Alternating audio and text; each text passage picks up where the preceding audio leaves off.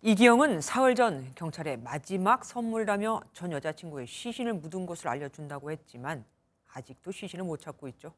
오늘 이기영이 시신 수색 현장의 모습을 드러냈습니다. 이기영은 진짜로 시신을 못 찾는 걸까요? 안 찾는 걸까요? 장덕진 기자가 보도합니다. 수의를 입고 마스크를 쓴 이기영이 호송차에서 내립니다. 지난해 8월 전 여자친구를 살해한 뒤 시신을 묻었다고 지목한 곳입니다. 수갑을 찬 이기영은 검찰 관계자 앞에서 특정 위치를 가리키고 땅을 고르는 듯한 모습도 보였습니다. 전 여자친구의 시신을 찾기 위한 수색 작업은 나흘째 계속됐는데 검찰은 이기영을 수색 장소에 데려와 현장 검증을 실시했습니다. 하지만 전 여자친구의 시신을 오늘도 못 찾았습니다.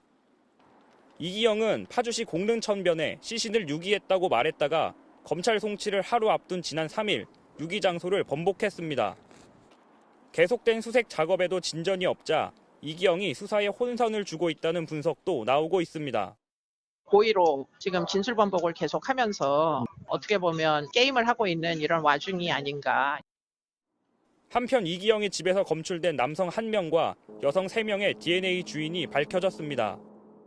남성 DNA는 이기영이 살해한 택시 기사이고 여성 2명은 이기영이 살해한 전 여자친구의 지인과 이기영 집에 잠시 머문 또 다른 여성으로 드러났습니다.